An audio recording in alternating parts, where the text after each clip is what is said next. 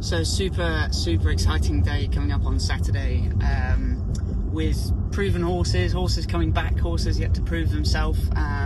So sort of quite an interesting day from my point of view, and I'm sure all of yours too, with some of the big clashes.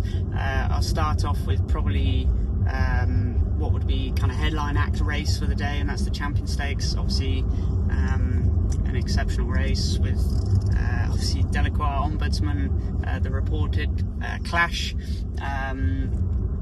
Going to be really interesting with them, but whilst it's being sort of dubbed a little bit of a match race, I just can't quite believe it's that straightforward, with Clandigan in there, and obviously I'm aboard Economics, who's coming back from a year layoff. He's a horse that we obviously hold in such high regard. He won the Royal Bahrain Irish Champion Stakes last year, which was a huge day for His Highness Sheikh Issa, his owner, William, some of the Lodge team, and you know, that really was a day that he showcased his talents, beating off Auguste Rodin in a proper ding-dong finish.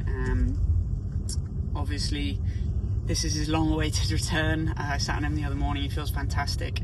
Obviously though, you know, fitness is always going to come into the question with such a tough race on their first run back, but the team have done everything they can to get him as ripe as they possibly could for the weekend, and he looks fantastic, feels great, moving really well. So as far as we are all aware, it's all systems go, and I'm really looking forward to being back aboard him. My next sort of big ride would be Big Mojo, who's taking his spot in the sprint. Obviously Haydock Sprint Cup winner last time, was gutted not to be aboard him, just the way that the day fell. I had to ride Sky Majesty in the race for obviously William, which was disappointing in a sense of missing him out on his big day, but at the same time great to see him winning Group 1 and prove that he's actually really of that calibre. Super excited to get back aboard him, to be perfectly honest. He's a course and distance winner. Ground won't be an issue at all, with it being sort of pretty dry, although it's going to be like autumn ground. It's not going to be quick. Everything looks perfect for him, to be honest. So really excited for that.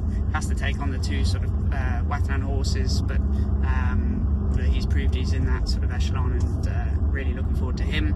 Another ride on the day I've got is Crown of Oaks. He was super impressive at Ascot 2 runs ago, and then went for a quick backup off the penalty over in Ireland. Probably travel, fast turnaround, both just caught him a bit sharp, and you know, whilst he still ran a very creditable race, just didn't quite sort of sing the same way he did at Ascot 5 days before. And then I've got Ardisia for Hugo Palmer and team. She's had a busy campaign, but she's been ultra consistent and looks another good ride on the card to have. So that's a nice new addition to the card, having the 2-year-old race, and think it's a great thing for the 2-year-olds to have an opportunity on such a big day.